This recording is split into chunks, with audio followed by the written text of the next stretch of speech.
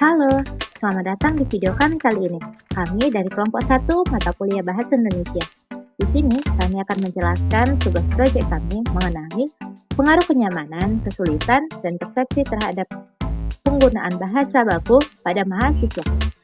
Silahkan menikmati. Bahasa baku merupakan standar komunikasi yang digunakan dalam dunia akademik dan profesional. Penggunaannya penting untuk memastikan pesan yang disampaikan jelas, formal, dan sesuai dengan kaidah kebahasaan.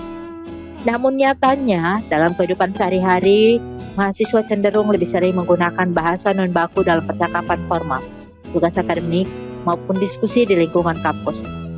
Fenomena ini dipengaruhi oleh beberapa faktor, yaitu kenyamanan dalam menggunakan bahasa baku, tingkat kesulitan dalam penggunaannya, serta persepsi mahasiswa terhadap pentingnya bahasa baku. Pada penelitian kali ini, kami berfokus kepada mahasiswa statistika Universitas Negeri Medan untuk mengidentifikasi frekuensi penggunaan bahasa baku serta menganalisis bagaimana faktor-faktor seperti kenyamanan, kesulitan, persepsi mahasiswa memengaruhi kebiasaan mereka dalam berkomunikasi. Dengan adanya penelitian ini, diharapkan dapat memberikan wawasan lebih mendalam mengenai pola penggunaan bahasa baku serta faktor-faktor yang mendukung atau menghambat penggunaan bahasa baku. Baiklah, Selanjutnya ada metode penelitian. Nah, metode penelitian ini biasanya berisi tentang apa sih? Metode penelitian biasanya berisi tentang informasi jenis penelitian, objek penelitian, datanya, teknik pengumpulan data, dan teknik analisis data. Nah, kali ini metode penelitian kita menggunakan pendekatan kuantitatif dengan analisis deskriptif dan inferensial. Data diperoleh melalui penyebaran kuesioner kepada 50 mahasiswa yang dipilih secara acak. Variabel yang diukur meliputi jenis kelamin, frekuensi penggunaan bahasa baku, kenyamanan, kesulitan, dan persepsi terhadap bahasa baku.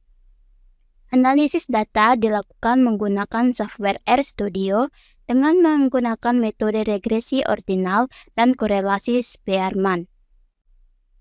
Nah, untuk selanjutnya, hasil dan analisis deskriptif. Sini telah ditampilkan dari output R-nya. Jadi untuk interpretasinya itu yaitu yang pertama, variabel jenis kelamin, di mana min-nya itu sebesar 0,32. Yang artinya apa? Yang artinya bahwa mayoritas respondennya itu ialah perempuan. Dari hal ini, maka respondennya itu 32% laki-laki dan 68% perempuan. Yang kedua, variabel frekuensi penggunaan bahasa baku. Di sini min-nya sebesar 2,22 dengan skala di kuesioner 1 sampai 4. Mayoritas mahasiswanya itu menggunakan bahasa baku dalam kategori kadang-kadang hingga sering. Yang ketiga, variabel kenyamanan dalam menggunakan bahasa baku. Min-nya di sini sebesar 2,50 yang menunjukkan bahwa mahasiswa itu dalam penggunaan bahasa bakunya cukup nyaman. Dan yang keempat, variabel kesulitan dalam menggunakan bahasa baku. Min-nya itu sebesar 2,14 yang mengindikasikan bahwa mahasiswa mengalami tingkat kesulitan dan relatif rendah dalam menggunakan bahasa baku. Yang kelima dan yang terakhir, variabel persepsi tentang pentingnya bahasa baku. Min-nya sebesar 3,66 yang artinya mayoritas mahasiswanya menganggap bahasa baku cukup hingga sangat penting dalam lingkungan akademik. Apalagi sesama mahasiswa pasti menggunakan bahasa baku yang baik agar komunikasi mereka bisa terbilang sangat bagus dan lancar. Nah, selanjutnya kita akan melihat hasil korelasi Spearman, di mana korelasi Spearman sendiri berfungsi untuk mengetahui hubungan atau pengaruh antara dua variabel, menguji signifikansi hipotesis, mengetahui tingkat hubungan antara dua variabel, serta mengetahui tingkat keeratan hubungan antara dua variabel. Nah, di sini kita dapat melihat ada 4 variabel yang akan diujikan dengan frekuensi penggunaan bahasa baku, di mana variabel pertama itu yaitu variabel kenyamanan yang memiliki hasil korelasi yang positif, di mana nilai R itu sama dengan 0,60 yang menunjukkan bahwa semakin nyaman mahasiswa dalam menggunakan bahasa baku, maka semakin sering juga mereka menggunakannya. Lalu ada variabel kesulitan di mana hasilnya itu berkorelasi negatif dengan nilai R sama dengan minus 0,17 yang menunjukkan hubungan antara variabel kesulitan dengan frekuensi penggunaan bahasa baku ini lemah. Dan berarti tingkat kesulitan tidak terlalu berpengaruh terhadap penggunaan bahasa baku. Lalu ada variabel persepsi pentingnya bahasa baku, di mana variabel ini memiliki korelasi yang lemah dan negatif dengan nilai R sama dengan minus 0,10, yang artinya meskipun mahasiswa menganggap bahasa baku itu penting, hal itu tidak serta-merta meningkatkan frekuensi penggunaannya.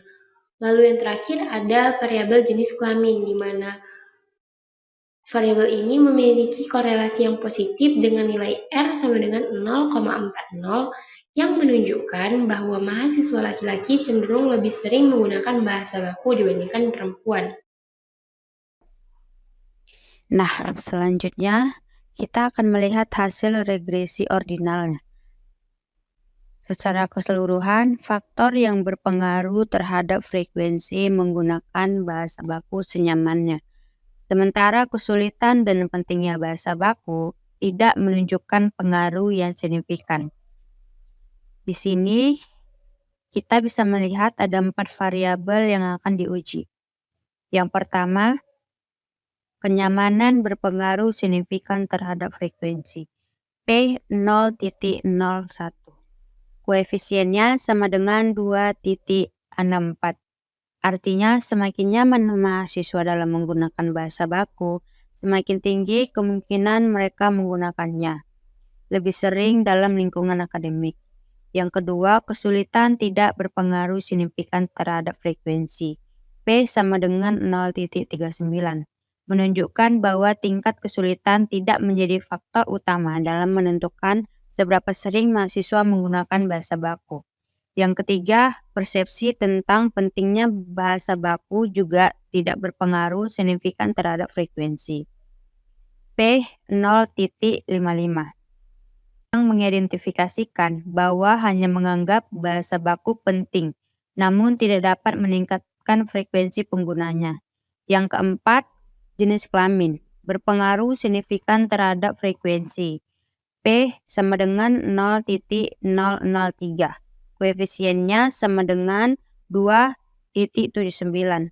Menunjukkan bahwa laki-laki lebih cenderung menggunakan bahasa baku dibanding perempuan. Nice!